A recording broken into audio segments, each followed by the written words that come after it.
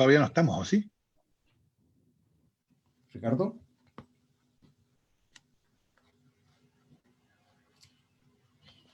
Estamos transmitiendo, puedes comenzar, Valentina.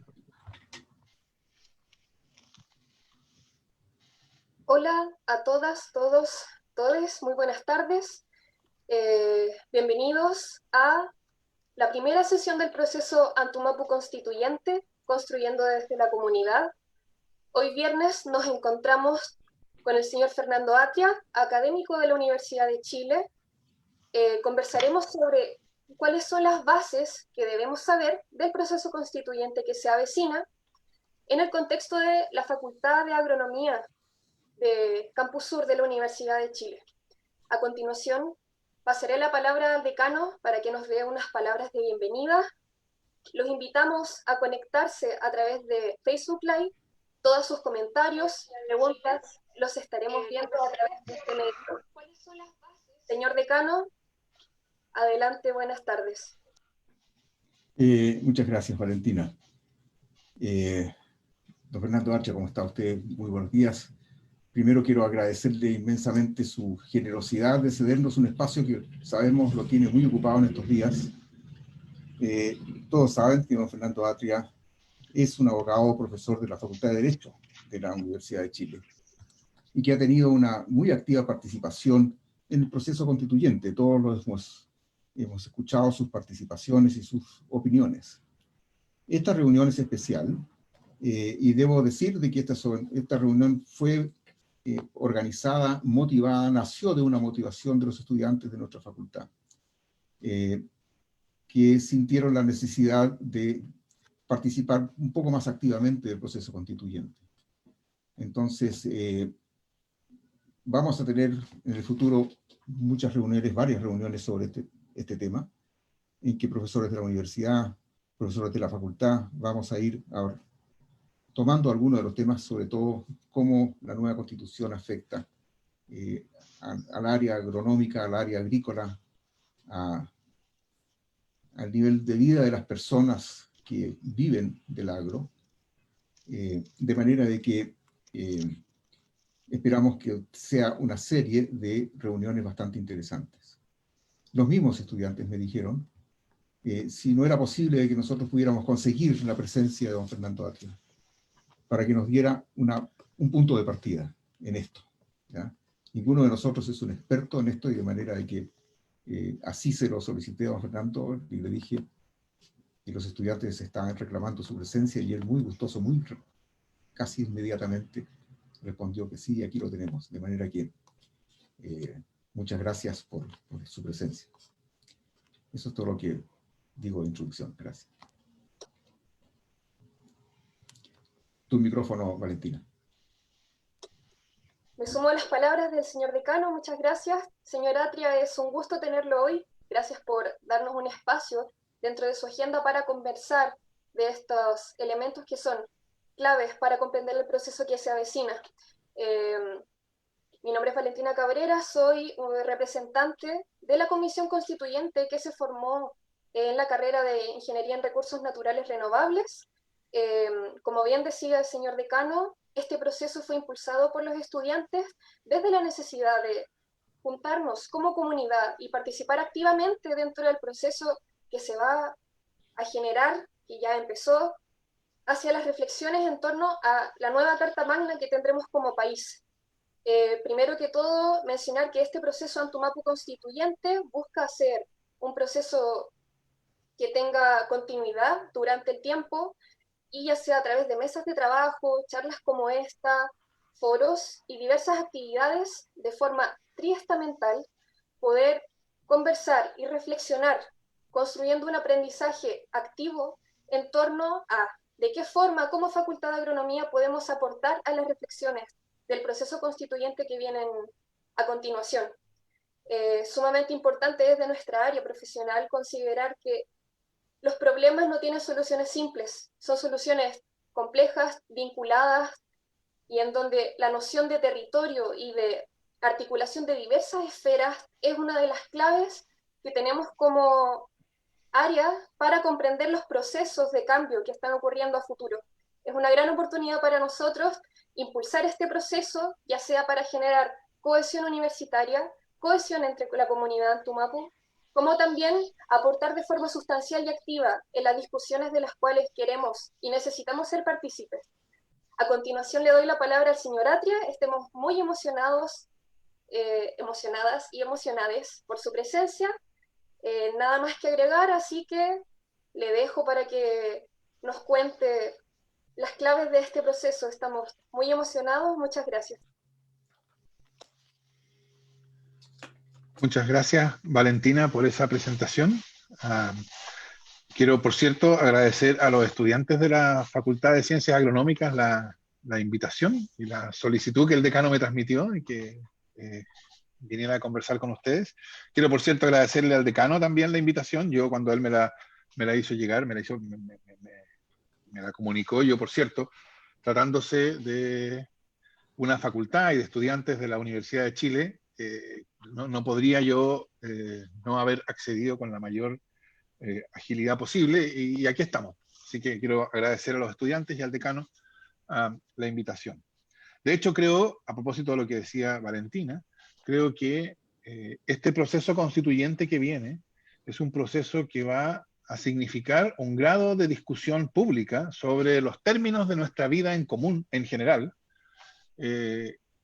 probablemente de mucha mayor intensidad a la que estamos acostumbrados. Y por eso mismo, creo yo, que va a haber un rol para las universidades en general, y en particular para las universidades públicas, de validación de su existencia en un contexto en que se ha repetido tantas veces que no hay nada especial en una universidad por ser estatal, que las universidades públicas y las universidades privadas son lo mismo, porque ambas cumplirían funciones públicas.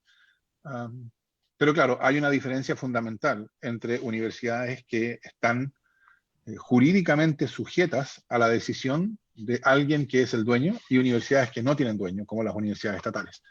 Que no tienen dueño en el sentido de que nadie puede determinar los fines para los cuales la universidad existe. Entonces yo creo que es un momento para la revalidación de la idea de universidad pública en la contribución que ellas puedan hacer a esta especialmente intensa discusión ciudadana que se viene. Así que celebro el interés y la oportunidad. Y entonces me gustaría comenzar, como me lo pidieron por lo demás, por la pregunta inicial, ¿qué es una constitución? Yo creo que es bien importante detenerse en esto, es bien importante, en otras palabras, no asumir que las palabras y los conceptos que usamos en esta discusión son todos de contenido conocido y transparente, y que entonces la única cuestión que corresponde es, bueno, cuál es el contenido de la nueva constitución, etc. Parte del esfuerzo tiene que estar destinado a afinar los conceptos, y de modo que ellos nos guíen en la comprensión del problema en el cual estamos, de la causa de la crisis que ha llevado a la apertura del proceso constituyente, porque sin entender la vinculación que hay entre la Constitución y la crisis política que estamos viviendo, es bien difícil establecer o identificar las características fundamentales de la nueva Constitución. La nueva Constitución necesita responder y reparar el daño causado por la Constitución vigente, y para eso es bien importante entender qué es una Constitución y cuáles son las características de la Constitución vigente. Quizá algunos de ustedes hayan escuchado una frase que es habitual escuchar de profesores de Derecho Constitucional, conforme a la cual una Constitución es algo que tiene la función principal de limitar el poder. Yo creo que esta comprensión de lo que es una Constitución es manifiestamente errada. Ojo, no porque el poder no necesite ser limitado. Por supuesto que necesita ser limitado, y por supuesto que la Constitución cumple la función de limitar el poder. El problema no es atribuirle esa función. El problema es pensar que esa es la función primera o principal. En realidad, es evidente que esa no puede ser pensada como la función primera o principal, porque si la función principal o primera de la Constitución fuera limitar el poder, tendríamos que entender que el poder tiene una existencia natural, ¿no? Que el poder existe antes que la Constitución, y que la Constitución entonces existe para limitarlo. Y eso es precisamente lo que la idea moderna de Constitución niega.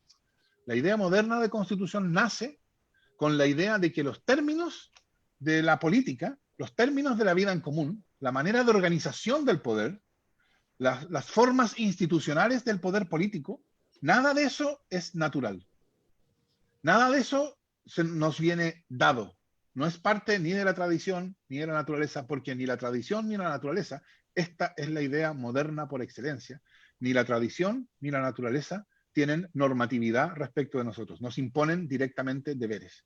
Y si los términos fundamentales de la política y las instituciones políticas y el poder político no nos vienen impuestos ni por la tradición ni por la naturaleza, la conclusión es bastante inevitable, ¿no? Son términos que son dados por la decisión de alguien. Alguien decide que sean de ese modo y no de otros. Y cuando las cuestiones se plantean en estos términos, cuando observamos que el hecho de que existan regímenes, formas, instituciones políticas son consecuencia de la decisión de alguien, entonces la pregunta siguiente cae por su propio peso. ¿De quién es esa decisión? ¿Quién tiene título para tomar esa decisión? ¿Por qué a nosotros nos obliga una decisión que ha tomado otro? Y de ahí surge la idea de constitución y de poder constituyente del pueblo. ¿No? Porque el poder constituyente del pueblo es la respuesta a esta pregunta. ¿Quién tiene título para tomar las decisiones fundamentales sobre la política? Solamente quienes viven bajo esa política, ¿no? Entonces, nosotros constituimos. Es una decisión del pueblo. Por consiguiente, la primera función de una constitución no puede ser limitar el poder. Esa es una caracterización premoderna de la constitución, cuando se pensaba que el poder tenía una existencia natural o tradicional. Y tiene que ser vista como crear y configurar el poder. Eso es lo que define una constitución. Por supuesto, me apresuro a decir, una vez creado y configurado, el poder debe ser limitado, evidentemente. Esa es parte de lo que se busca con su configuración, no hay duda. Proteger derechos fundamentales, etc. Pero el sentido fundamental de una constitución, como por lo demás su propio nombre lo indica, es constituir el poder político. Piensen ustedes en las decisiones que obviamente son parte de la Constitución. ¿De dónde viene el poder? ¿No? Una constitución democrática declara que el poder viene del pueblo. Una constitución monárquica hace declaraciones distintas. En fin, ¿de dónde viene el poder? ¿Cómo se accede al poder? ¿Cómo se mantiene y cómo se pierde? ¿Cuáles son las instituciones fundamentales a través de las cuales se ejerce? En el caso chileno, presidente de la República, Congreso Nacional, etc. ¿Cuáles son los fines y los límites que tiene? Ahí sí, los derechos fundamentales. ¿Cuáles son las instituciones encargadas de velar porque esos fines y esos límites se respeten? Etcétera. Eso es lo que hace una constitución. La constitución, entonces, es un conjunto de decisiones, una o varias decisiones sobre la configuración de lo político. Y por eso se llama así, si por lo demás su función está explicitada en su nombre. Se llama Constitución Política de la República porque constituye políticamente a la República. ¿Por qué parto de este modo? Porque una vez que uno entiende que la Constitución es un conjunto de decisiones fundamentales sobre la forma de lo político, entonces ahora sí nos podemos preguntar cuál es la Constitución bajo la cual estamos viviendo. Y mi respuesta sería, o sea, ahora entendemos, esa pregunta es una pregunta por cuáles son las decisiones fundamentales respecto de lo político bajo la cual estamos viviendo. Mi respuesta a eso es la Constitución de 1980. Y esto, vean ustedes, tiene algún grado de relevancia pública, ¿no? Porque se discutió mucho en todo el tiempo que llevó hasta el plebiscito del 25 de octubre, sobre si todavía vivíamos bajo la Constitución de Pinochet, la de 1980, o en algún sentido esa Constitución había ido mutando como consecuencia de la enorme cantidad, porque es verdad eso, la enorme cantidad de reformas constitucionales que se han hecho desde 1989 en adelante. De hecho, yo creo, no he hecho este cálculo, así que no puedo asegurarlo con toda tal certeza, pero a mí no me extrañaría que el texto de la Constitución de 1980 sea el texto jurídico más modificado de la historia del derecho chileno. Como les digo, no lo tomen eso por cierto, pero yo creo que si no es el primero, está bien arriba en la lista. Pero eso es lo que quiere decir, lo que esa cantidad de reformas ha hecho, se ha modificado el texto. Pero sabemos ya, y por eso me interesaba partir como comencé, que la Constitución no es un texto. La Constitución es un conjunto de decisiones fundamentales sobre la forma de lo político. Esas decisiones fundamentales están en ese texto, en general. Pero hay muchas partes de ese texto que no son decisiones fundamentales. Por ejemplo, en ese texto que los abogados llaman la Constitución, hay una regla que dispone que para ser fiscal regional se requieren 5 años de título de abogado.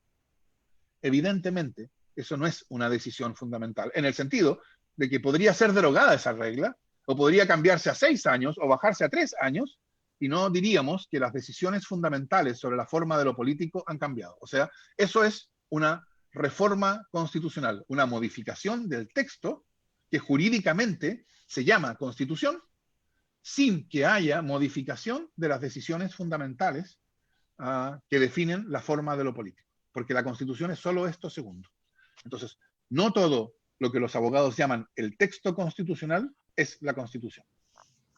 Y mi respuesta a la pregunta de cuál es la Constitución bajo la cual nosotros vivimos es, como ya dije, vivimos bajo la Constitución de 1980 porque todas estas reformas de los últimos 30 años han sido modificaciones del texto constitucional que no afectan la Constitución. ¿Y cuál es la Constitución? De nuevo, ya sabemos qué quiere decir esa pregunta. Estamos preguntando cuáles son las decisiones fundamentales sobre la configuración de lo político. Mi respuesta a eso, y aquí me permito observar algo que puede ser obvio, pero que es bueno ponerlo explícito, yo no comento esta cuestión desde una torre de marfil universitaria, ¿no? Yo comento esta cuestión como un participante más en esta discusión que tiene una posición conocida, y por lo tanto no esperen de mí una explicación, por así decirlo, aséptica y neutral. De hecho, yo creo que no puede haber una explicación aséptica y neutral. De modo que ustedes podrán juzgar si las explicaciones que yo doy son explicaciones que a ustedes tienen sentido para ustedes y les contribuyen a entender, o es simplemente una forma de activismo político. Yo espero que no sea lo segundo, pero el juicio final es de ustedes. En mi opinión, lo que caracteriza la Constitución de 1980, es decir, la decisión fundamental sobre la configuración de lo político de 1980, fue una decisión de neutralización del poder democrático. De neutralización del poder democrático. Porque la Constitución fue la solución a un problema con el que se enfrentó la dictadura. El problema era que ellos tenían todo el poder y ese poder lo podían usar para tomar decisiones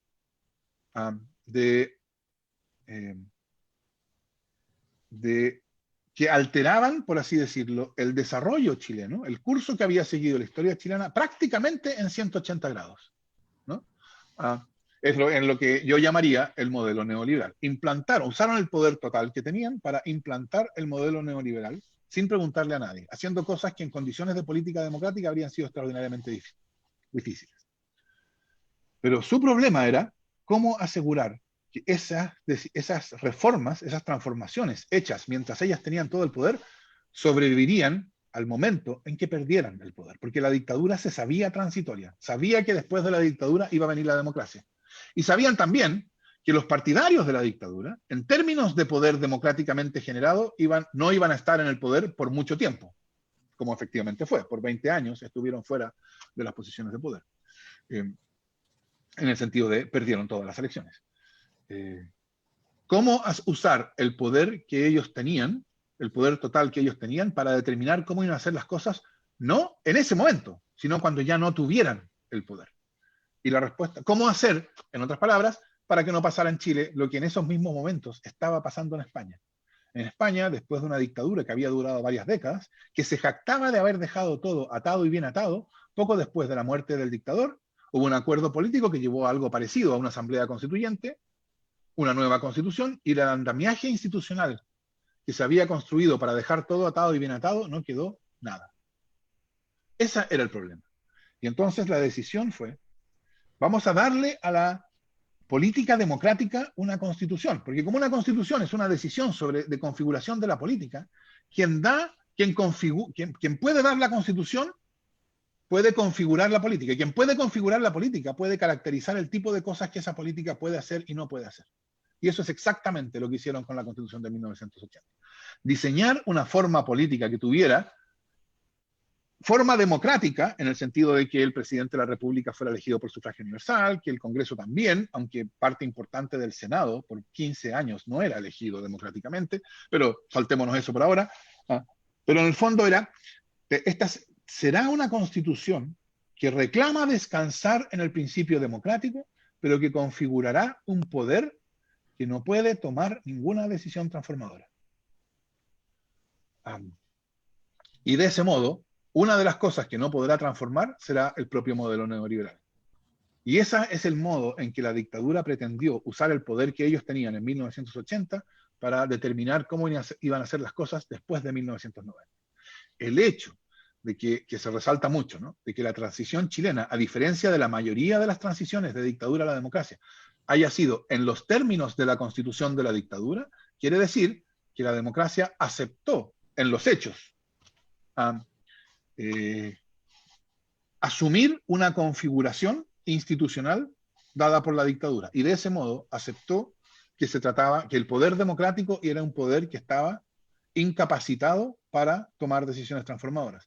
Y yo creo que eso ha sido una característica de los últimos 30 años. Cuando uno desde hoy mira para atrás, lo que uno puede observar es que una serie de problemas que requieren, para ser solucionados, decisiones transformadoras, han quedado abiertos, causando, por cierto, todo el daño que no solucionarlos a tiempo causa. Ejemplos hay de distintos tipos. Llevamos 30 años, está bien, en algún sentido podríamos decir 200, pero en lo que nos importa, hay 30 años de una demanda de reconocimiento cada vez más fuerte de los pueblos indígenas, y en eso no ha sido posible avanzar nada. Y eso, por cierto, ha producido que esa demanda, que es ignorada, va agudizando un conflicto, y ese conflicto se agudiza y parece no tener solución, cuando nosotros vemos que no es un problema que haya surgido solamente en Chile. Este problema de pueblos indígenas que reclaman reconocimiento ha ocurrido en muchos otros países, y esos otros países han sido capaces de solucionarlos mejor, de modo más eficaces o menos ineficaces, por cierto. Pero por alguna razón nosotros parecemos condenados a no poder solucionar. ¿Por qué? Porque, por cierto, cambiar la relación entre el Estado chileno y los pueblos originarios sería una decisión transformadora, que es el tipo de decisiones que no se pueden tomar bajo la Constitución de 1980. ¿Cuánto tiempo llevamos discutiendo sobre pensiones, o sobre salud pública, o sobre educación, de hecho, sobre la transformación de la educación de una mercancía en un derecho social? ¿Desde hace cuánto tiempo se ha hecho clara la necesidad de refundar las policías para tener una policía genuinamente comprometida con el principio democrático de los derechos humanos? Todas esas decisiones importantes son decisiones que no se pueden tomar, porque para tomarlas es necesario una política que sea capaz de tomar decisiones transformadoras. Ahora, eso, a mi juicio, esa característica de la política que conocemos,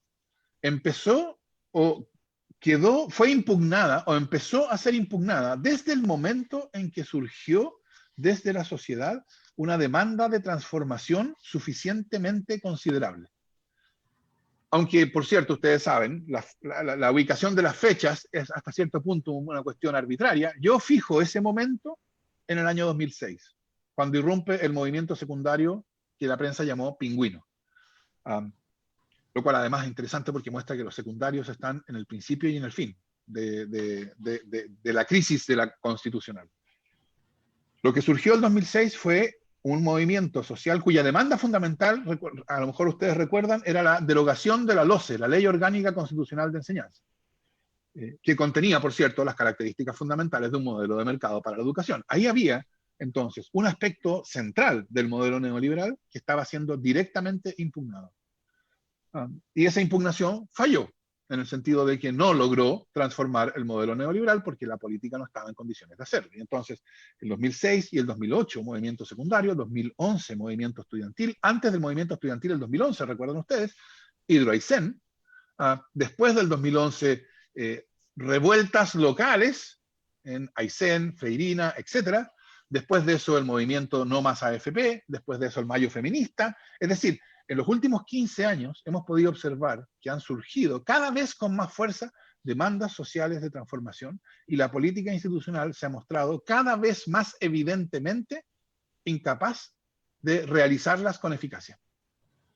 Y eso ha llevado entonces a una progresiva deslegitimación de esa política institucional, porque una política institucional enfrentada a una demanda social que es indiferente a esa demanda, es, ojo, es en los hechos indiferente, independientemente de lo que piensen las personas que ocupan posiciones en esa política. Algunas de esas personas celebrarán esas demandas y bueno, estarán de acuerdo con ellas, y otras las rechazarán. Eso no es lo que importa. Lo que importa es que la política institucional se muestra indiferente en los hechos a esas demandas.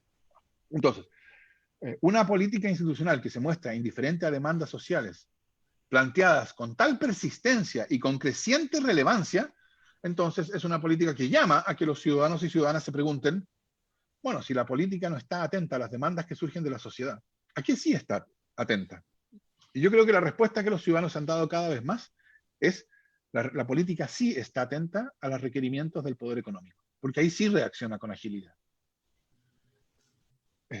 Y por eso lleva al estallido del 2018, perdón, del 18 de octubre del 2019, y a las dos características que yo creo que son inconfundibles de ese estallido. Y estoy seguro que ustedes van a concordar conmigo en que, independientemente de que pueda haber habido otras cosas, estas dos que voy a mencionar estuvieron en el centro desde el 18 de octubre. Uno, una exasperación ciudadana e indignación frente al abuso que estaba en todas partes. Ojo, noten ustedes, el abuso es la consecuencia natural de una política que es solícita con el poder económico y que es indiferente a las demandas sociales. Porque eso quiere decir que esas demandas del poder económico van a ser cada vez más relevantes para la política y eso va a llevar desde el punto de vista del ciudadano a situaciones de abuso. Y cada vez que el ciudadano sea abusado, observará que la política institucional no está del lado de él o de ella, está del lado del abusador.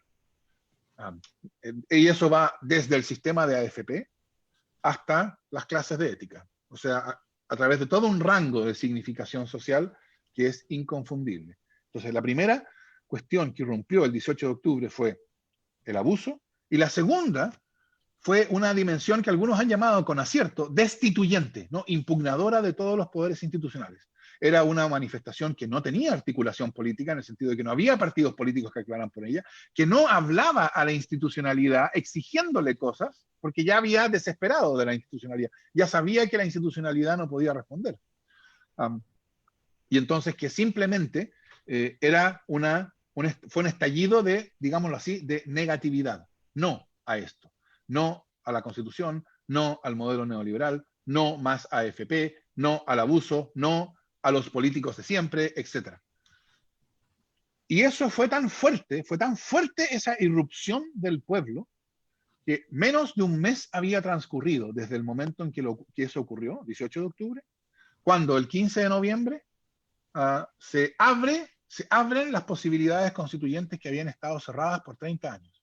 Esto es bien digno de ser destacado.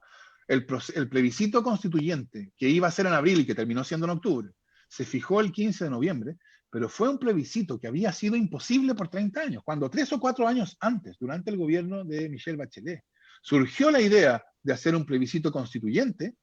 El propio ministro del Interior del gobierno de Bachelet, no la oposición a Bachelet, sino el ministro del Interior dijo, ese plebiscito es un atajo raro, ese plebiscito es una pillería, ese plebiscito es inaceptable.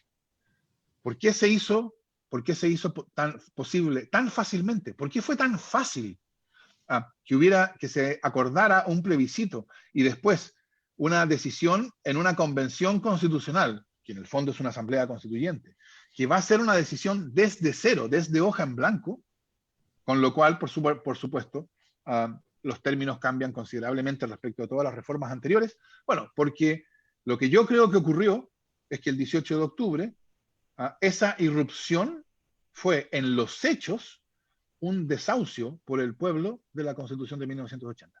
Desde el 18 de octubre nosotros estamos viviendo bajo una Constitución jurídicamente existente, pero políticamente desahuciada.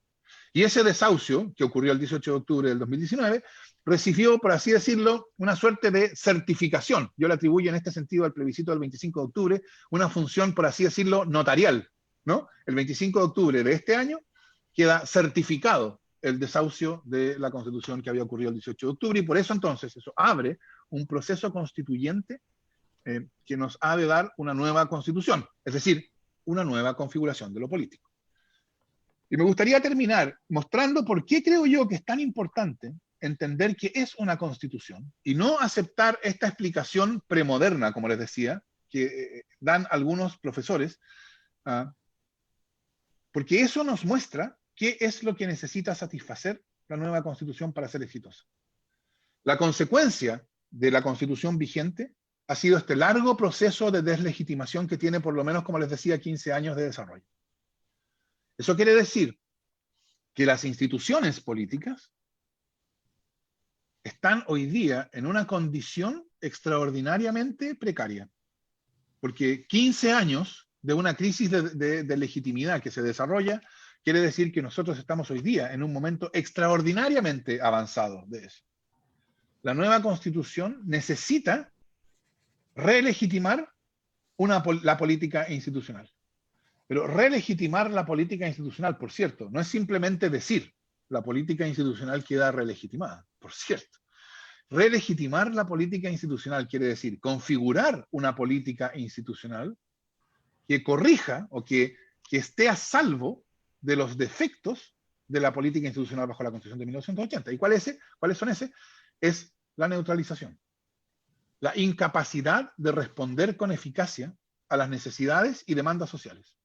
Entonces yo diría, sin prejuicio por cierto, de que hay mucho más que decir, que en cuanto al contenido de la nueva Constitución, la primera cuestión es que esa nueva Constitución configure una política que sea eficaz, que sea capaz de responder a las demandas ciudadanas.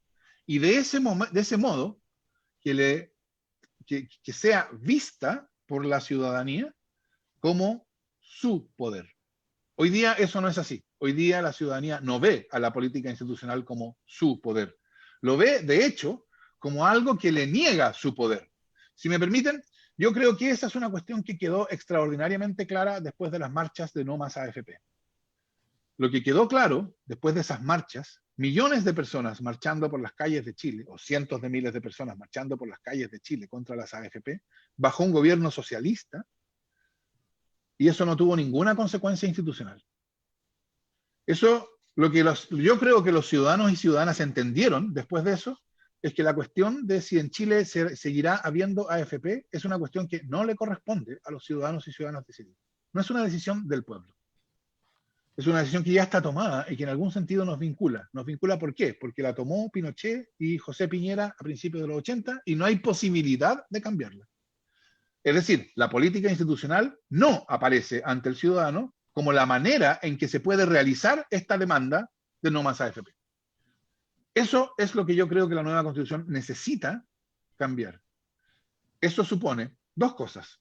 Primero, una política institucional fuerte, con capacidad de actuar. Puede parecer contraintuitivo que en un momento de deslegitimación de la política institucional, la solución sea una política institucional que tiene más fuerza, hasta que uno entiende cuál es la causa de esa deslegitimación. Entonces, si la política, porque observen ustedes, esto, la verdad es que aunque suene contraintuitivo, es bastante, creo yo, fácil de explicar. Si la política institucional tuviera la capacidad de decidir acabar con las AFP, entonces tendría sentido que los ciudadanos discutiéramos si queremos acabar con las AFP. Porque sabríamos que si nosotros decidimos acabar con las AFP, entonces la política institucional podrá hacer. Y si nosotros decidimos no acabar con las AFP, entonces la política institucional las reformulará, las reformará, le cambiará las reglas, etc. Entonces, la primera condición para el éxito de la Constitución, de la nueva Constitución, es que configure una política capaz de actuar transformativamente cuando sea necesario. Y eso entonces le devuelve al pueblo el poder de decidir si esas transformaciones son necesarias o no. Y la segunda, que yo creo que dadas las condiciones actuales son necesarias, es necesaria también, como parte de esta transformación de la política, es que yo creo que el principio, como consecuencia de estos 30 años, la idea democrática de que el poder viene del pueblo es una idea que en la experiencia de las personas no significa nada. O sea, hoy día creo yo que esa idea está reducida a pura palabrería. Y como es pura palabrería, no tiene capacidad de legitimar. Y como un sistema democrático representativo descansa en esa idea para su legitimación, el hecho de que esa idea haya perdido vigencia en la vida de las personas explica la deslegitimación de esas instituciones. ¿Cómo se restablece la realidad en la experiencia del principio democrático. Bueno, una vía es creando un poder democrático eficaz, pero la otra es creando formas de participación ciudadana que hagan visible, como les decía, en la experiencia de las personas, que el poder democrático viene del pueblo. Solo por poner un ejemplo, si después de que se supo cómo se dictó la ley de pesca, hubiera sido posible, como es posible en países como Uruguay, que hubiera habido un plebiscito derogatorio, ¿no? Que nosotros los ciudadanos hubiéramos podido decidir si la ley de pesca se derogaba o se mantenía en vigencia. Eso habría hecho que los ciudadanos entendiéramos que las leyes valen porque nosotros las queremos. Le habría dado realidad en la experiencia a esa idea. Entonces, la cuestión central, no la única, hay más que decir, por supuesto, pero quiero terminar ahora para que haya más tiempo para que conversemos. La cuestión central, sin la cual creo yo no va a haber nueva constitución, es la nueva constitución necesita configurar una política democrática distinta que sea capaz de realizar con eficacia las transformaciones necesarias y B, que dé realidad en la experiencia a la idea democrática de que el poder viene del pueblo a través de distintas formas de participación ciudadana en la política. Eso diría yo es el contenido fundamental de la nueva constitución. ¿No? Como les digo, no es todo lo que hay que decir sobre el contenido de la nueva constitución, pero es sí lo que yo creo que marca el éxito o el fracaso. Si la política del día siguiente de la nueva constitución no cambia, sigue siendo la misma política neutralizada y distante que los ciudadanos aprecian hoy día, entonces yo creo que tendremos que decir que la nueva constitución fracasó. Si la política empieza a cambiar, podremos decir, la política es distinta porque las decisiones fundamentales que definen la política son distintas, y eso quiere decir la constitución es una constitución distinta. Muchas gracias. Muchas gracias, señor Atria, por todo esto que acaba de conversarnos. Claramente es innegable decir que la sociedad ha cambiado. Ya van varios años en donde como población se han manifestado descontentos. El proceso que estamos viviendo ahora es histórico y dentro de este mismo proceso que se avecina, bueno, primero mencionarle que hay varias preguntas por parte de la gente que está participando en esta sesión de Facebook Live, pero queríamos comenzar con una pregunta que corresponde a ¿cómo sería el funcionamiento de la Convención Constituyente que ahora viene? Y comprendiendo eso, saber de qué forma podemos participar nosotros como facultad con aportes que se pueden desarrollar desde este espacio universitario con el conocimiento que aquí se genera. Respecto, que esa sea la primera pregunta, creo yo, no tiene nada de casual. Porque si ustedes han seguido conmigo la explicación que yo he desarrollado, la pregunta que cae de cajón es si las formas institucionales están deslegitimadas como están hoy día, ¿por qué habría de ser distinto con la Convención Constitucional? O sea, ¿por qué la Convención Constitucional va a estar legitimada si también es producida a través de una elección bastante parecida a la elección con la cual se produce la Cámara de Diputados? Ahí entonces va a ser un órgano representativo más. ¿Qué razón tenemos para esperar que sea un órgano representativo distinto de la política que conocemos? Por eso era tan importante que fuera paritario, por ejemplo. Por eso es tan importante que tenga escaños reservados para pueblos indígenas. Porque esa es una manera de decir, esas deudas que en los últimos 30 años la política democrática contrajo con las mujeres, con los pueblos originarios, con los independientes, que es el otro tema, se empiezan a pagar. Yo espero que los escaños reservados existan luego. Creo que la paridad fue un paso de gigante en la dirección correcta. Espero que los escaños reservados se logren luego y que las reglas que faciliten la participación de independientes también. Precisamente para mostrar la diferencia entre la Convención Constitucional y la política de los últimos 30 años. Pero eso no es todo, porque la pregunta es, ¿cómo participamos? ¿Cómo va a funcionar la Convención Constitucional? Y aquí hay una cuestión que yo creo que va a ser totalmente decisiva. La Convención Constitucional necesita responder, o mejor dicho, ser una suerte de anticipación de esta política de la nueva Constitución. Una política relegitimada porque es una política eficaz, una política participativa, etc. Entonces, para el éxito del proceso constituyente es fundamental que la Convención asuma formas de acción que aseguren que la Convención será el reflejo de una discusión constituyente que estará al mismo tiempo ocurriendo en todas partes, ¿no? Porque mientras la Convención exista, va a estar lleno de cabildos, asambleas, conversatorios, en fin, reuniones de distinto tipo, organizaciones sociales que van a estar discutiendo la nueva Constitución. Si esa discusión social es vista como totalmente separada de la discusión institucional que va a ocurrir en la Convención, entonces la Convención, creo yo, va a ser vista como más de lo mismo.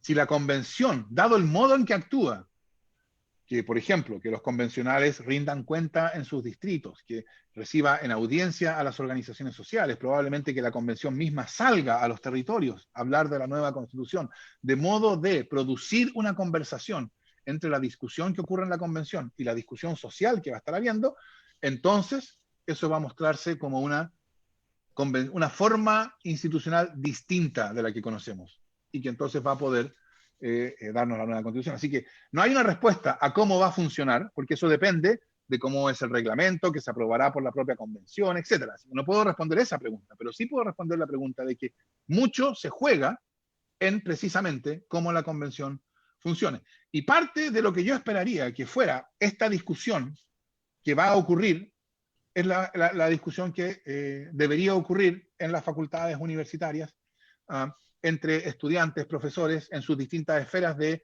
competencia específica, pero también con una visión más ciudadana, porque ¿por qué no? O sea, los estudiantes de agronomía también son ciudadanos, también tienen opinión sobre cómo debe ser la política, etc.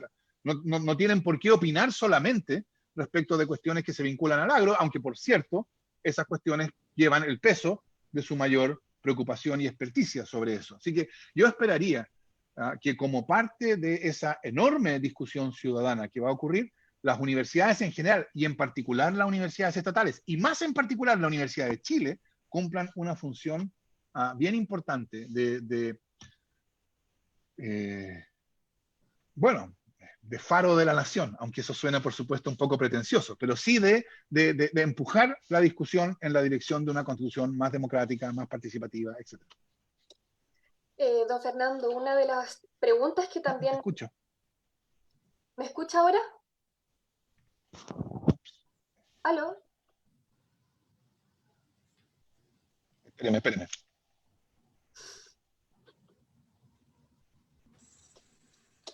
Tenemos problemas técnicos, se solucionará en breve.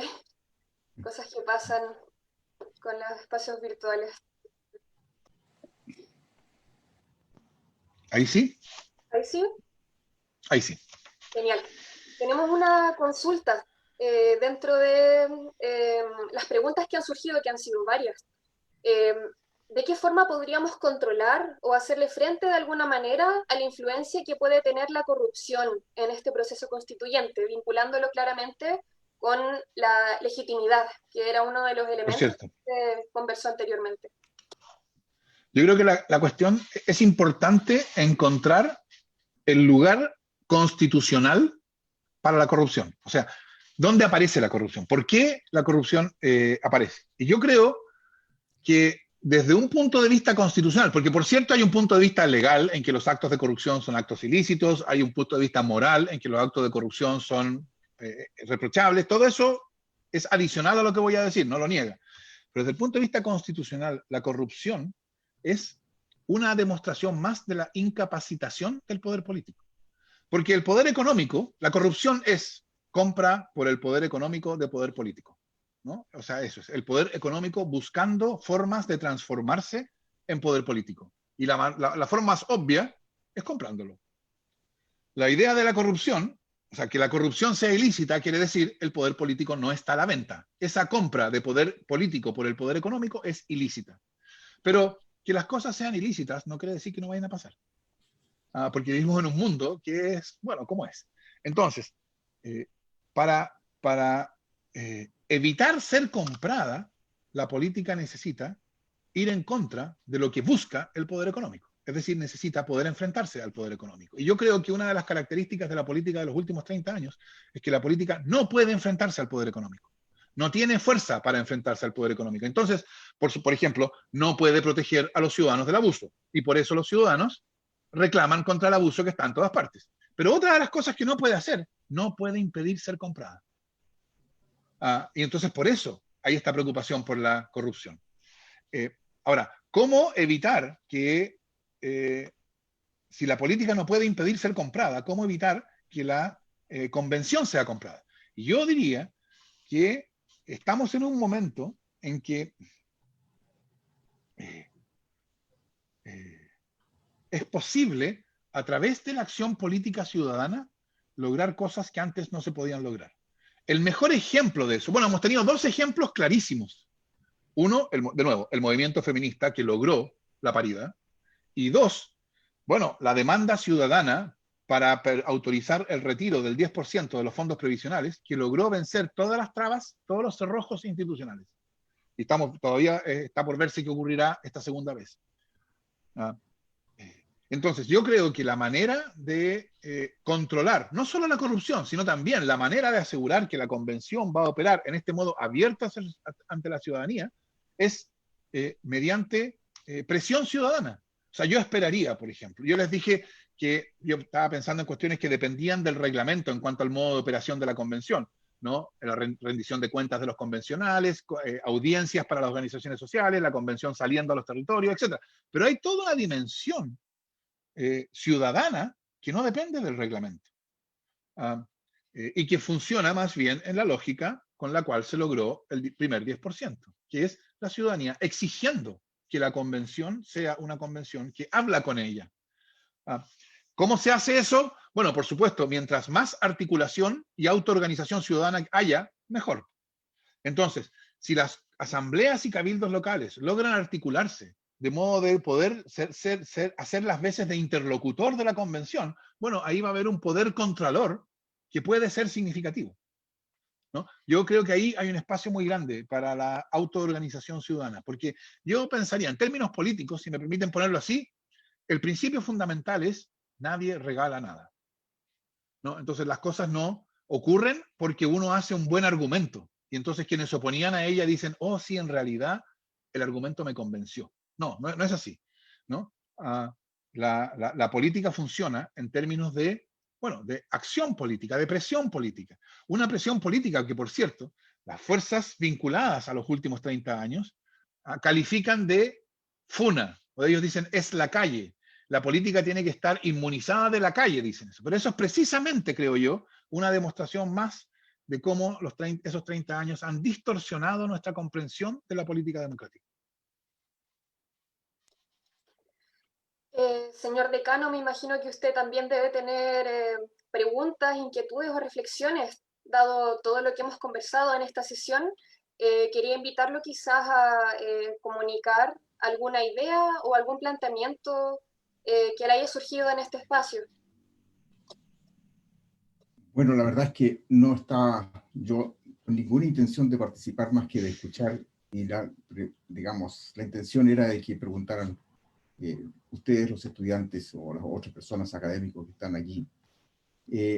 Yo tenía sin duda, ¿verdad?, la duda de cómo la Asamblea Constituyente podría funcionar. Hay aspectos de que todavía no están enteramente claros respecto de cómo va a funcionar, porque hay un reglamento por hacerse, está el asunto de los 2/3, cómo todo eso puede, digamos, impedir de que la ciudadanía realmente se exprese en esa Constitución. No, decano, esa es una pregunta también central, porque hay también alguna dosis de escepticismo respecto de las posibilidades de la nueva Constitución, precisamente fundada, entre otras cosas, en la regla de los 2/3. ¿Cómo va a ser posible llegar a un acuerdo por 2/3 en las condiciones de división, polarización que parece haber hoy día? Y a eso yo respondería primero que esa polarización, hasta cierto punto, es una polarización bien localizada, porque si algo mostró el plebiscito, es que no hay polarización en términos de la necesidad de una nueva Constitución. ¿no? O sea, un resultado del 80% es un resultado inusualmente categórico en un plebiscito. Pero claro, entonces, ¿cuál va a ser la composición de la convención y la mayor o menor dificultad de llegar a esos acuerdos por 2/3? Es algo que todavía no sabemos porque depende de elecciones futuras, etc. Pero sí creo yo hay algo que decir, que no es exactamente responder su pregunta porque depende de cuestiones futuras, pero sí creo yo que se puede arrojar algo de luz en las condiciones en las cuales el problema se va a plantear. Yo creo que es importante entender, y yo esperaría que todos los actores entendieran, y si no lo han entendido ahora, que empezaran a entenderlo, que el proceso constituyente no tiene vuelta atrás. Es decir, que la Constitución de 1980 ya fue desahuciada por el pueblo el 18 de octubre, y estamos viendo todavía las consecuencias de eso, y sobre todo, ese desahucio, como yo les decía, fue certificado por el 80% del pueblo en plebiscito. Una constitución que ha sido rechazada por el 80% del pueblo en plebiscito, que dijo que aprobaba la idea de nueva constitución, o sea, que aprueba la idea de desechar esta constitución, una constitución que ha sido rechazada por el 80% del plebiscito, ya no puede reclamar ninguna legitimidad, más que la mínima que le viene dada por el hecho de que está en ruta de salida. Es decir, la constitución sigue rigiendo y la aceptamos porque tenemos un cronograma para deshacernos de ella. Esa, diría yo, es la mínima legitimidad que una constitución que ha sido rechazada por el 80% del pueblo en plebiscito puede reclamar. ¿Esto por qué importa? Porque todos los cálculos que yo he escuchado hacer, a lo mejor ustedes también, de quienes defienden la Constitución del 80, acerca de, bueno, si en el plebiscito de salida se rechaza la nueva Constitución, bueno, sigue rigiendo la Constitución de 1980, etcétera. Eso no son hipótesis en las cuales volveríamos a vivir tranquilos y en paz bajo la Constitución de 1980, porque esa Constitución ya fue rechazada por el 80% del pueblo en plebiscito. Esos son escenarios. Todo escenario de fracaso del proceso constituyente, que la convención no llegue a acuerdo por 2/3 en nada y que entonces no haya nueva constitución, o que la convención opere cerrada sobre sí mismo y sea vista entonces como más de lo mismo y que como consecuencia de eso el pueblo rechace el nuevo texto propuesto por la convención.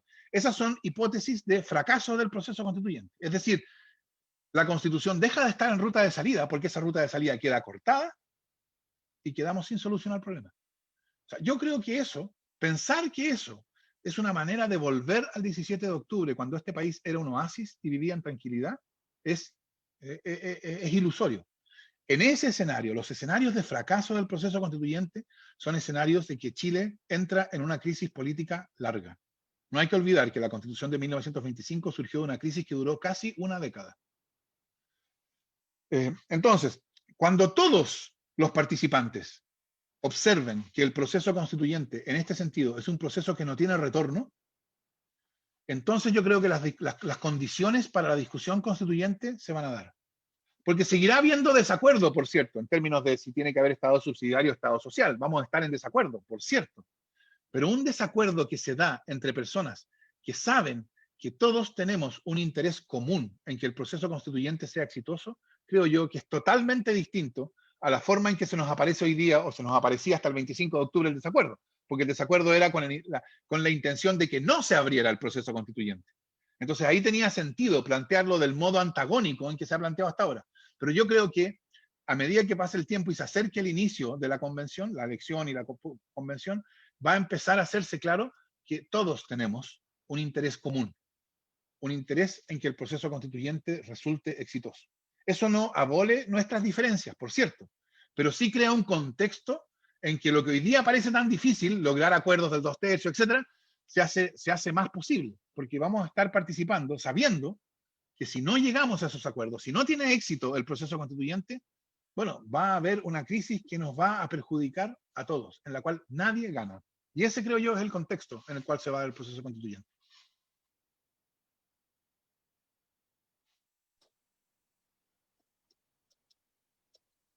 No se escucha. Si tienes alguna otra pregunta de las personas, pretendemos seguir con, no sé cuánto tiempo más tenemos, llevamos una hora de reunión, que ha sido muy, muy, muy interesante. Yo también veo un montón de preguntas ahí, a lo mejor tienes alguna otra. Dado el orden de las preguntas que empezaron a surgir, quería abordar una que nos hicieron, que se vincula con una respuesta que estábamos conversando anteriormente. ¿Es necesario entregar procesos vinculantes de participación ciudadana para darle eficacia a la política institucional? Y en este sentido, ¿cómo se abordaría esta arista a nivel constitucional? Yo creo que, a ver, muchas veces, o sea, la demanda de procesos vinculantes es una demanda por procesos que sean de verdad, porque estamos acostumbrados a que haya mucha participación, pero que cuando llega el momento son otros los que deciden. Yo entiendo así la demanda de procesos vinculantes. Pero hasta cierto punto, en ciertas condiciones, por ejemplo las actuales, la política tiene cierta vinculatoriedad, ¿no? Sea vinculatoriedad que es independiente de la vinculatoriedad jurídica. Pero en todo caso, pensando en la nueva política, la nueva constitución y estos mecanismos de participación que yo creo que son necesarios para relegitimar la política, esos mecanismos de participación tienen que ser mecanismos de participación y decisión. Porque yo creo que la gente ya, las personas se han dado cuenta de que participar no sirve de mucho, a menos que también esté en juego la decisión. Así que en ese sentido, yo creo que deberían ser mecanismos vinculantes. Por ejemplo, que yo creo que sería extraordinariamente importante que hubiera plebiscitos derogatorios. No solo para revocar autoridades, estoy pensando sobre todo en plebiscitos revocatorios, que el Congreso siempre sepa que cuando legislan, eso que legislan puede ser, que el pueblo en plebiscito les puede enmendar la plana. Y esos resultados de plebiscitos, por cierto, han de ser vinculantes. Si hubiera habido un plebiscito sobre derogación de la ley de pesca y gana la opción de derogación, bueno, se deroga. El efecto del plebiscito es ese. Entonces, por supuesto, esto dependerá de cómo se dé la conversación en la convención. Pero yo creo que la nueva constitución sí debería contener mecanismos de decisión por participación ciudadana. Ojo, no solo a nivel nacional como un plebiscito derogatorio, también a nivel local. Pensemos en cuestiones como presupuestos participativos u otras cosas de ese tipo que pueden funcionar a nivel de la política municipal. Uno de los últimos elementos que también nos gustaría abordar, tenemos varias preguntas, tampoco nos gustaría extendernos más en el tema, más tiempo, pero hay acá un tema que nos mencionaron que creo pertinente conversarlo. Uno de nuestros auditores lo ve usted, señor Fernando Atria, como un candidato fuerte con respecto a la inserción dentro de este proceso constituyente. Ocurre de repente con que este tipo de constituyentes, a veces ninguno está vinculado como al mundo ambiental, recursos naturales, territorio, etc. ¿Cómo podrían integrar personas como usted este aspecto tan importante que muchos consideramos como la madre a veces de todos los demás problemas?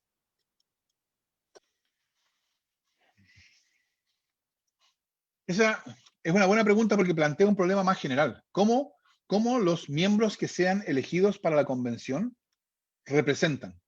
O sea, por ejemplo, ¿cómo un convencional, si me permiten, dado que la pregunta lo plantea así, con algo de autorreferencia, ¿no? Si un convencional que ha tenido una discusión, una participación larga en la discusión constituyente, pero que claro, que no ha mostrado que en esa discusión pone el tema medioambiental en el centro,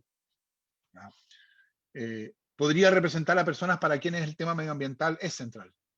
Yo creo que lo importante es que déjenme ponerlo así. Yo he tenido últimamente muchas conversaciones, participado en conversatorios, en asambleas, cabildo, etcétera, con muchas organizaciones sociales, etcétera. Y muchas de ellas preguntan, ¿cómo lo vamos a hacer para estar nosotros representados en la convención? Y a veces la cuestión se plantea como, ¿cómo vamos a hacerlo para que uno de los nuestros esté en la convención? Y entonces lleva la pregunta por las candidaturas independientes, etc.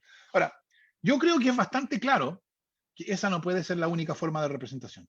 Porque si el hecho de que una organización social esté representada en la convención significa que uno de sus miembros está en la convención, bueno, eso quiere decir que no puede haber más de 155 organizaciones sociales que estén representadas, porque no hay más de 155 miembros.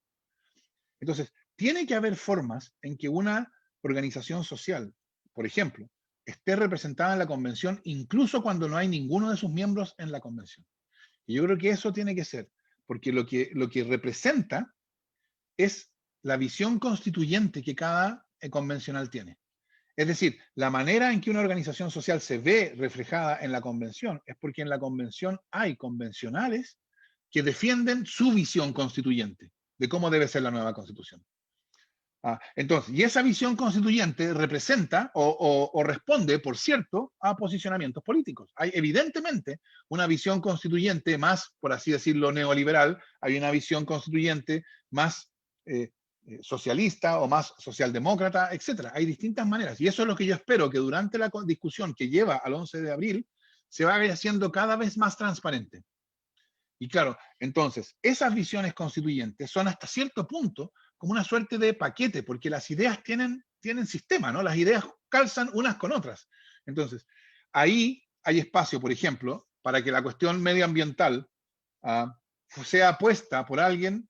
Yo diría la pregunta central es, ¿cuál es la visión constituyente general dentro de la cual la cuestión medioambiental recibe la mejor respuesta? Uno sabe ciertas características de cómo enfrenta el problema medioambiental, por ejemplo, cómo se enfrenta desde una óptica neoliberal. Y uno no necesita saber que ese candidato que defiende una óptica neoliberal tiene un pronunciamiento, porque uno ya sabe que va a llegar a ese problema desde esa perspectiva. Entonces, al que le preocupa la cuestión medioambiental, especialmente, la primera pregunta, o no sé si la primera, pero una pregunta central es la pregunta política por excelencia. ¿Cuál es la perspectiva política desde la cual este problema queda mejor solucionado? Y eso ya da una pista. Y por supuesto, después, entonces con eso uno identifica a los candidatos que defienden esa perspectiva y constatando que esos candidatos no ponen el acento que uno quiere en la cuestión medioambiental, uno va donde esos candidatos o participa políticamente para mostrarle a esos candidatos que la cuestión medioambiental tiene la centralidad que requiere, etcétera. Eso es parte, creo yo, de la discusión política. Pero yo creo que es muy importante entender que estas demandas puntuales son todas demandas que se alojan en visiones constituyentes más comprensivas. Y que entonces parte de la discusión tiene que ser sobre esas perspectivas más comprensivas. Quería consultarle sobre su tiempo. Ya nos pasamos 10 minutos, son las 1:10 de la tarde. Quería preguntar si podemos hacerle las últimas 2 preguntas antes de cerrar. Sí, ¿Sí? eso. Hagamos 2 más. Sí. Ya, estas son las últimas 2. La primera es, considerando experiencias de otros países, tales como Ecuador y Colombia, ¿qué tan efectivo sería el cese del Congreso a medida que se levanta el proceso constituyente? Yo creo que cuando la nueva constitución exista, o sea, a medida que la nueva constitución avance y ya tengamos cierta claridad respecto de la institucionalidad nueva, vamos a saber si la institucionalidad nueva es tan distinta de la que existe que va a obligar a nuevas decisiones, nuevas elecciones, por ejemplo, o si va a haber continuidad. Lo probable es que en algunos casos haya continuidad y en otros casos haya discontinuidad. Yo creo que la idea de que el proceso constituyente exige cerrar el Congreso es una idea que a mí no me convence, ¿no? No veo por qué, ¿no? Hay una diferencia clara entre la función del Congreso y la función de la Asamblea Constituyente. Por cierto, en ejercicio de esas funciones podrían entrar en rumbo de colisión. Claro, si el Congreso se dedicara a discutir reformas constitucionales que van en contra, en fin, hay escenarios en que es posible pensar que estas instituciones se ponen en rumbo de colisión y si están en rumbo de colisión hay una pregunta sensata que hacerse por cómo armonizarlas. Y como parte de una manera de armonizarlas es, claro, cerrando una. Pero yo creo que eso no creo que sea probable que una cuestión como esa ocurra. Así que lo que yo supongo que va a pasar es que el Congreso va a tener una actividad cada vez que se va a ir reduciendo, evidentemente, pero no va a desaparecer y yo no creo que sea ni conveniente, sobre todo no es conveniente para el clima político que necesitamos tener para el proceso constituyente, ni conveniente ni necesario que cerrar el Congreso antes de que pase con el Congreso lo que corresponda conforme a la nueva Constitución que pase, por supuesto. Con eso me refiero a que si la nueva Constitución crea un Congreso unicameral, bueno, tendrá que haber nuevas elecciones y se elegirá un Congreso unicameral y entonces este Congreso bicameral terminará, pero no será cerrado por la convención, sino será, bueno, terminará su vigencia porque la nueva constitución creó otro órgano distinto. La última pregunta que queríamos hacerle, también mencionando que hay otras más preguntas dentro de lo que nos han comentado, pero queremos abordar esta ya que es un poco más pertinente para el tema que nos convoca ahora, del área en el que nosotros nos relacionamos en la Facultad de Agronomía. Tiene que ver con que, bueno, estando conscientes de que la vinculación entre lo político y lo económico es innegable, como bien usted decía, y que Chile ha firmado tratados económicos internacionales como tratados de libre comercio y otros, como por ejemplo ahora que también se está intentando firmar el TPP-11, tomando en consideración que estos tratados perpetúan lógicas extractivistas con todo lo que esto implica en el territorio nacional, ¿qué herramientas constitucionales concretas se podrían pensar para hacer frente a estos acuerdos ya firmados? Sí, esa es una gran pregunta porque esa es otra de las preocupaciones que surge respecto de la Convención Constitucional y la idea, la sospecha de que en la Ley 21.200 hay algún cerrojo que va a impedir que la Convención pueda darnos una nueva Constitución. Yo entiendo la causa de esas suspicacias, porque hemos tenido mucha experiencia en esa dimensión, letra chica, etcétera, pero yo creo que en este caso no se justifica. ¿Por qué? Por dos razones. Primero, que lo que la Convención no puede hacer es infringir tratados internacionales ratificados por Chile que se encuentran vigentes, ¿no? Infringir tratados internacionales. Eso es bien importante. Es decir, no es que la Convención esté obligada, más allá de lo que el derecho internacional exige, a mantener tratados internacionales. Quiero con esto poner un ejemplo. La Constitución boliviana incluyó originalmente un artículo que decía que los tratados que sean contradictorios con la Constitución dejarán de estar en vigencia y que para eso serán, dentro de los siguientes 4 años, denunciados o renegociados. Ojo, denunciados o renegociados. La denuncia es una forma regular, reconocida por el derecho internacional, en la cual, a través de la cual un Estado dice, yo me salgo de un tratado, ¿no? Eso es parte del derecho internacional. Un Estado que denuncia un tratado no está violando ese tratado, porque está ejerciendo sus derechos reconocidos. Y la renegociación es más obvia, ¿no? O sea, si yo tengo un tratado contigo y un contrato contigo y yo lo renegocio, yo no estoy violando el contrato, porque la renegociación supone un nuevo acuerdo. Entonces, una regla como esa, los tratados incompatibles con la Constitución dejarán de estar vigentes y para eso serán denunciados o renegociados, eso no viola el derecho internacional. Eso es parte de lo que el derecho internacional permite. Entonces, incluso una regla como esa sería aceptable, sería compatible con la regla del artículo 135. Pero en todo caso, los tratados de libre comercio y de protección de inversiones, por regla muy general, no obligan a los países a mantener sus regulaciones. Por cierto, en ciertos casos, ustedes comprenderán que aquí hay mucha discusión jurídica, en ciertos casos, si la regulación cambia y eso afecta a las expectativas de un inversionista, ese inversionista en ciertos casos puede tener derecho a ser indemnizado. Eso sí puede pasar. Pero noten ustedes la diferencia, porque lo que es contra el tratado no es cambiar la regulación. O sea, lo que es contra el tratado no es, por ejemplo, tener una legislación medioambiental más exigente.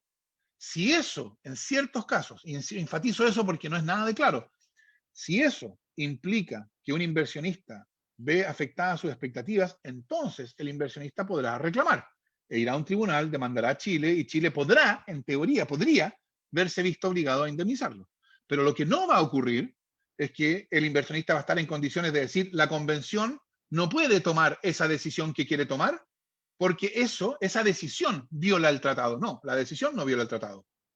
Lo que violaría el tratado es que se afectaran de modo ilícito las expectativas del inversionista y Chile se negara a indemnizar. Eso afectaría al tratado. Pero eso está mucho después. Entonces, los tratados de libre comercio y de protección de inversiones pueden tener consecuencias de las cuales hay que cuidarse, y por eso yo creo que no se debe aprobar ahora el TPP-11, pero no tienen la consecuencia de que van a ser imposible para la Convención tomar decisiones que la Convención quiera tomar. Perfecto.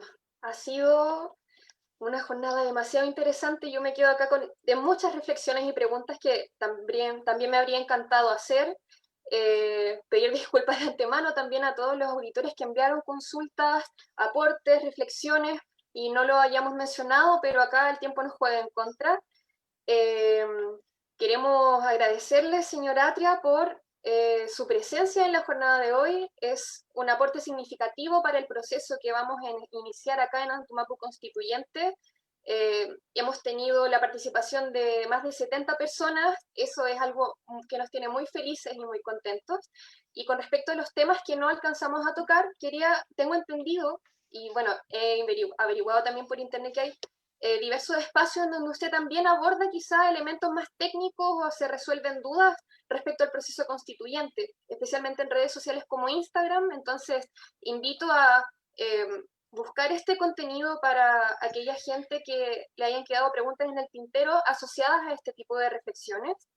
Y no me queda nada más que agradecerlo, felicitarlo por esta instancia, felicitarnos a nosotros como estamento, espacio triestamental también en Tumapu, por haber llevado adelante esta iniciativa, y paso a darle la palabra al señor decano para unas palabras de cierre. Muchísimas gracias por su presencia acá, señor Atria.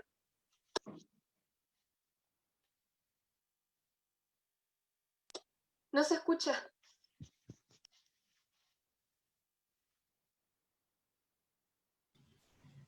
Bien, antes de agradecer nuevamente a don Fernando Atria, yo quiero felicitar a Valentina por la conducción de extraordinaria de este encuentro.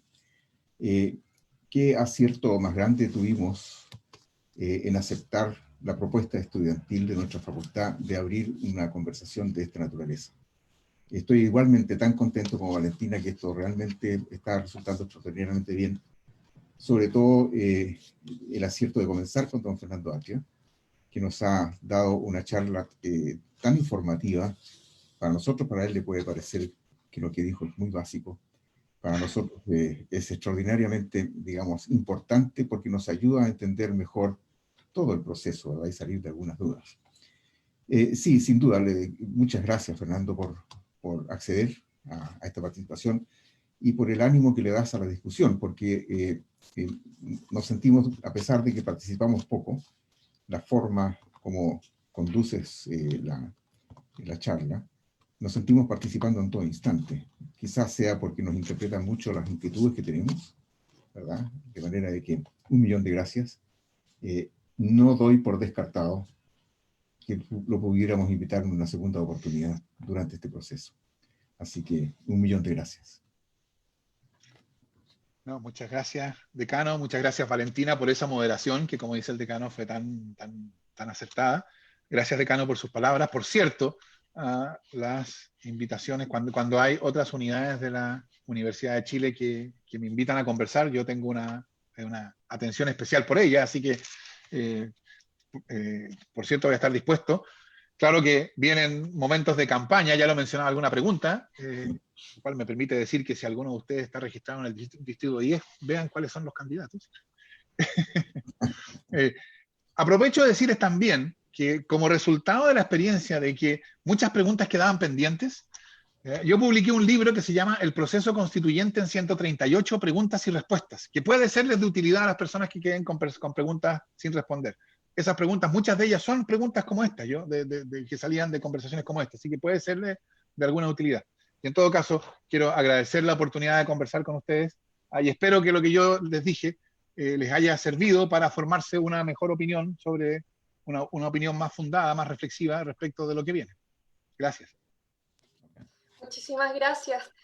Un último alcance, invito a toda la gente que nos está viendo ahora por Facebook Live a seguir por redes sociales, Instagram, Antumapu Constituyente, espacio en el que estaremos constantemente compartiendo información, invitando iniciativas y difundiendo charlas como la que acabamos de formar parte junto al señor Atria y el señor decano. Damos cierre a esta jornada, estamos muy felices, contentos, contentas, emocionadas, toda la comunidad, así que esperamos que de aquí en adelante se generen reflexiones y discusiones que sean un aporte sustancial al proceso de discusión constituyente se nos avecina y ya ha iniciado. Muchas gracias a todos acá, todas, todes, por su participación, señor decano, señor Atria. Les agradecemos.